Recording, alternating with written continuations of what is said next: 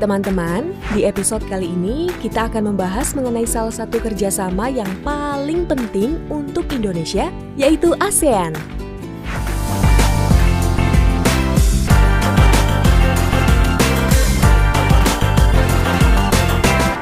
Teman-teman mungkin pernah dengar mengenai ASEAN, namun mungkin masih belum paham apa sih sebenarnya ASEAN itu? ASEAN atau Association of Southeast Asian Nations adalah organisasi regional yang memayungi negara-negara di kawasan Asia Tenggara, yaitu kawasan kita dan tetangga-tetangga dekat kita. ASEAN mempunyai 10 negara anggota, yaitu Indonesia, Kamboja, Laos, Malaysia, Myanmar, Singapura, Thailand, Vietnam, Brunei Darussalam, dan Filipina. ASEAN memiliki seorang sekretaris jenderal yang saat ini dijabat oleh Dato Lim Jock Hoi dari Brunei Darussalam sejak Januari 2018. Masing-masing negara anggota berkesempatan menjadi ketua ASEAN secara bergilir setiap tahunnya. Ketua ASEAN menjadi tuan rumah rangkaian pertemuan ASEAN termasuk pertemuan tingkat kepala negara. Saat ini, pada tahun 2020, ketua ASEAN adalah giliran Vietnam. Sementara Indonesia akan menjadi ketua pada tahun 2023. ASEAN berdiri pada tanggal 8 Agustus 1967 di Bangkok, Thailand. Indonesia merupakan salah satu founding father atau pendiri ASEAN bersama Malaysia, Filipina, Singapura, dan Thailand. Menteri Luar Negeri Indonesia Adam Malik menjadi wakil Indonesia dalam menandatangani perjanjian piagam pembentukan ASEAN. Tujuan utama pembentukan ASEAN adalah memajukan perdamaian dan kesejahteraan di kawasan. Hal ini dilakukan dengan prinsip utama ASEAN, yaitu non-intervensi, di mana para anggota harus saling menghormati kedaulatan serta integritas wilayah dan tidak mencampuri urusan dalam negeri anggota lainnya. Hal ini membuat kebijakan ASEAN fokus untuk membangun kepentingan bersama dan bukan untuk saling menekan anggotanya.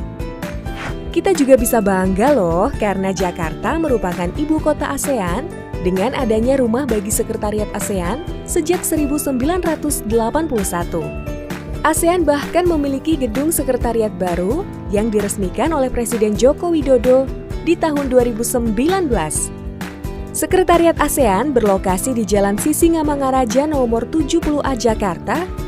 Di dalam gedung inilah berbagai keputusan strategis ASEAN dibahas dan diputuskan.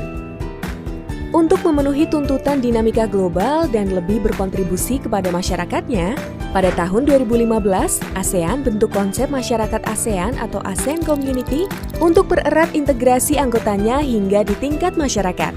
Konsep ini terdiri dari 3 pilar, yaitu politik keamanan, untuk saling menjaga perdamaian di kawasan regional dan global.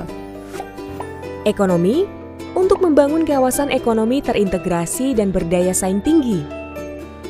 Dan sosial budaya, untuk mempererat masyarakat di sektor sosial dan budaya. Nah, ketiga pilar ini nantinya akan diperkuat pada tahun 2025 dengan pembentukan konektivitas ASEAN atau ASEAN Connectivity, guna menciptakan kawasan Asia Tenggara yang terintegrasi, baik dari segi penduduk, infrastruktur, maupun komunikasi. Terus, apa manfaat Indonesia menjadi anggota ASEAN? Sejak berdirinya ASEAN hingga saat ini, ASEAN adalah bagian tidak terpisahkan dari kebijakan luar negeri Indonesia. ASEAN juga merupakan soko guru politik luar negeri Indonesia. Bersama Indonesia ASEAN kuat, bersama ASEAN Indonesia maju. Pertama, ASEAN adalah wadah pemersatu negara-negara Asia Tenggara untuk saling tolong-menolong dalam menghadapi tantangan kawasan dan global seperti bencana alam, krisis ekonomi, konflik kepentingan, hingga pandemi global. Masalah-masalah yang Indonesia tidak sanggup untuk menyelesaikannya sendiri, seperti situasi pandemi COVID-19 yang sangat butuh usaha bersama. Kedua, ASEAN adalah mitra strategis dan pasar besar bagi investasi, perdagangan, dan sumber daya manusia Indonesia.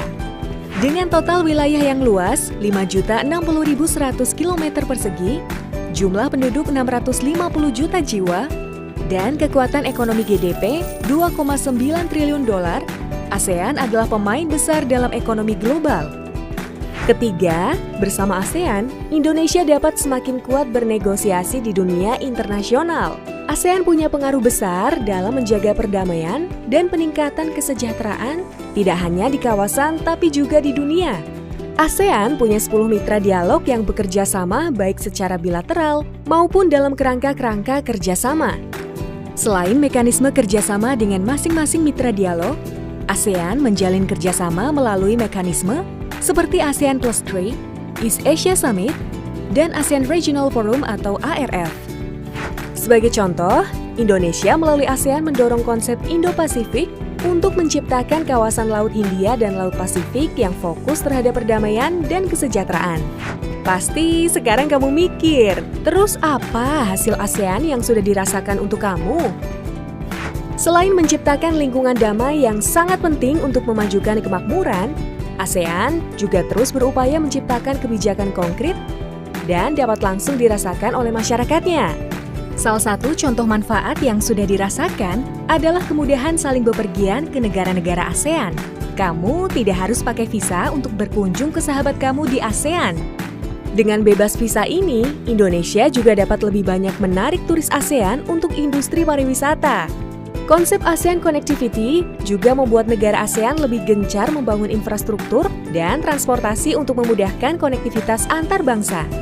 ASEAN juga menjadi wadah membangun kesepakatan ekonomi yang saling menguntungkan agar produk Indonesia bisa masuk ke negara-negara ASEAN. Kita juga bekerja sama saling membantu ketika ada bencana alam melalui One ASEAN, One Response.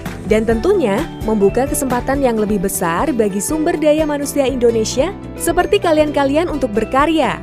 Nah itu sekilas mengenai ASEAN dan Indonesia.